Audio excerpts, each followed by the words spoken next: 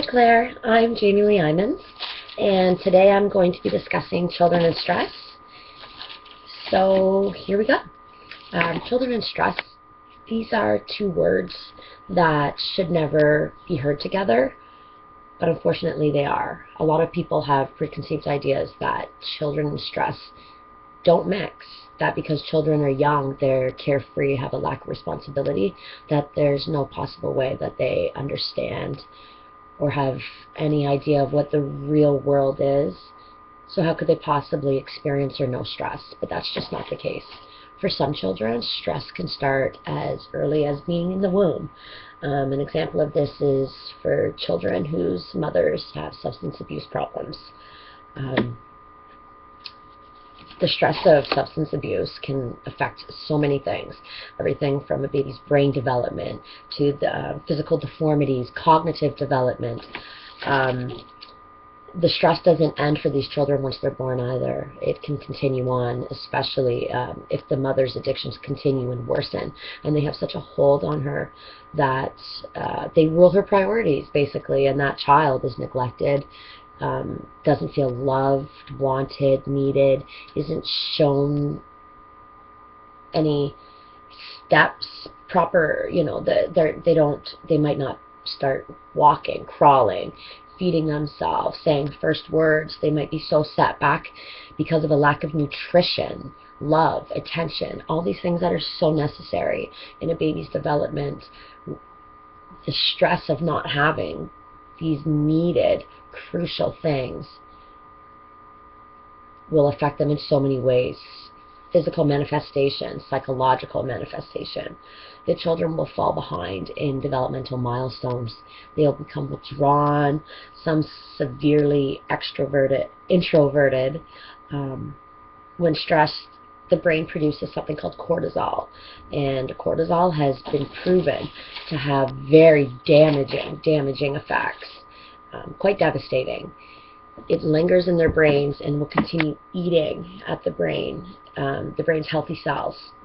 It's been shown to attack the hippocampus, and this will leave the child with a feeling of anger, anxiety, restlessness, being fearful, depressed, even immature, asinine, some would say, unable to move forward in different developmental milestones later in life as well. Quite literally, basically, it stops them from being able to grow up. The ability to commit new information to their memory is also affected by the overproduction of cortisol in the brain. In small doses, cortisol can be healthy. It can give a healthy dose of fear, being aware for children, but overproduction is never a good thing. It's also been shown to produce very low IQ levels.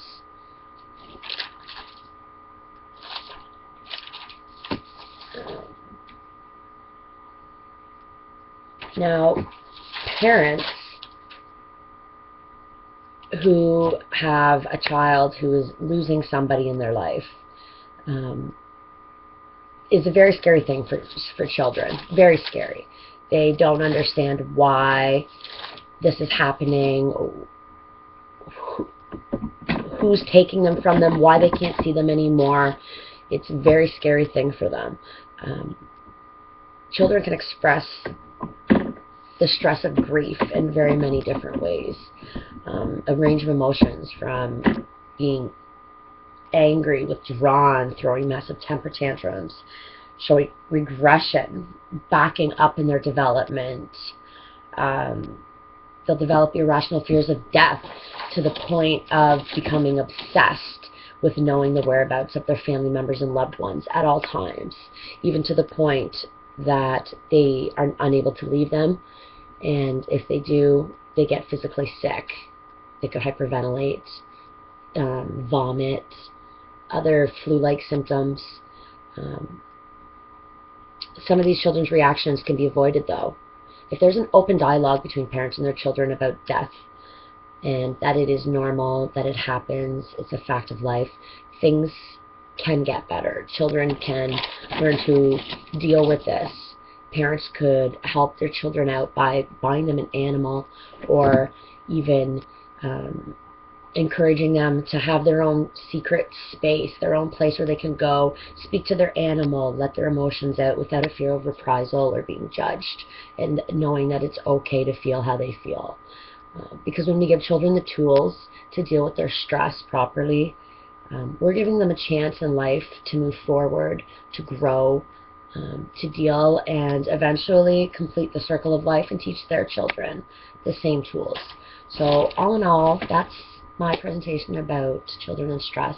I apologize for the lack of visual aids, but I just want to say thank you, Claire. I've learned quite a bit in this course, a lot more about myself than I thought I would, to be honest. I thought I was a lot better at English communicating. I feel I actually am better now because of this course. So thank you, and good night.